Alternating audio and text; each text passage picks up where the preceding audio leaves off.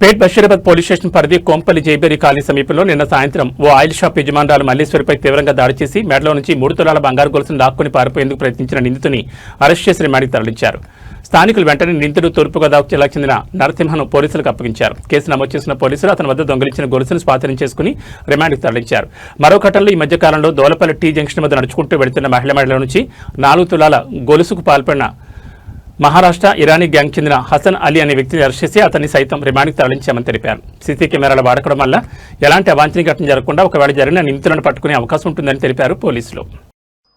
నిన్న సాయంత్రం 6 గంటల ప్రాంతంలో పేట్ బషీరాబాద్ పోలీస్ స్టేషన్లో ఉన్నటువంటి జైబేరి పార్క్ కొంపల్లిలో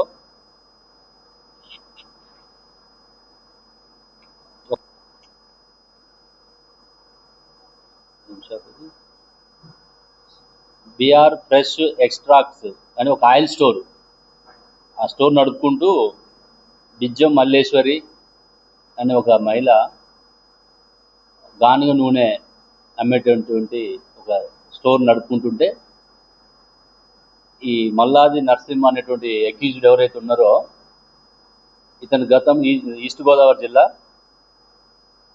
గతంలో మార్చ్ ఏప్రిల్ మంత్లో ఆ నియరెస్ట్ ఒక హోటల్లో పనిచేసి అక్కడ కూడా తన ప్రవర్తన బాగలేదని చెప్పేసి వాళ్ళు తీసేస్తే పోయి అమీర్పేటలో ఒక హాస్టల్లో ఉంటూ ఏదన్నా ఇట్లాంటి నేరాలు చేయాలనే ఉద్దేశంతో అతను ఉన్న సందర్భంలో ఆల్రెడీ ఇక్కడ ఈ ఏరియా మీద అతనికి అవగాహన ఉంది కాబట్టి ఈ షాప్ కూడా ఆ హోటల్కి నియరెస్ట్లో ఉంటుంది కాబట్టి ఆ లేడీ సింగిల్ ఉన్న టైం చూసుకొని షాప్లో పోయి, మీరు చూసారు విజువల్స్ వచ్చినాయి, అక్కడ సీసీ కెమెరాలు ఉన్నాయి.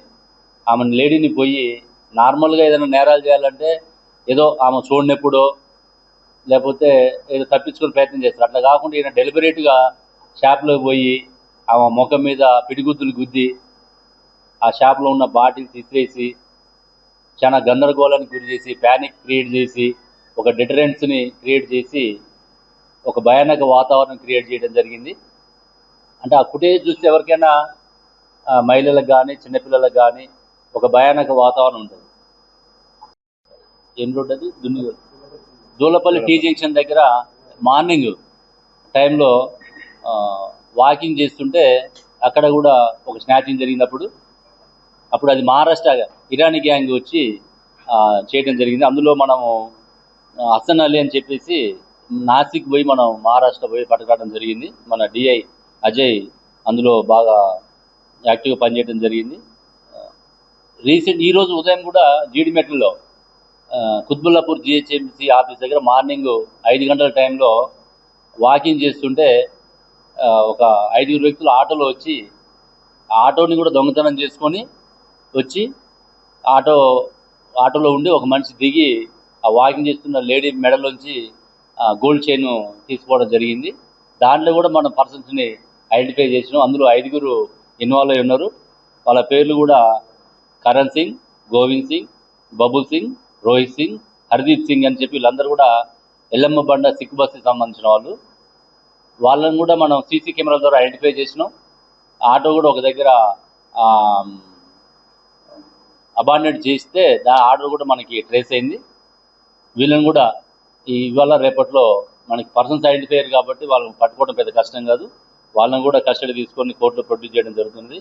ఈ విధంగా మనకి కుత్బుల్లాపూర్ జోన్లో ఏ నేరం జరిగినా కూడా ఇక్కడ ఉన్నటువంటి టీం అందరూ కూడా ఒక సెన్సేషన్ అయినప్పుడు అందరినీ టీం లాగా ఫామ్ చేయడము, ఇంపార్టెంట్ కేసెస్ని కూడా డిటెక్ట్ చేయడం జరిగింది.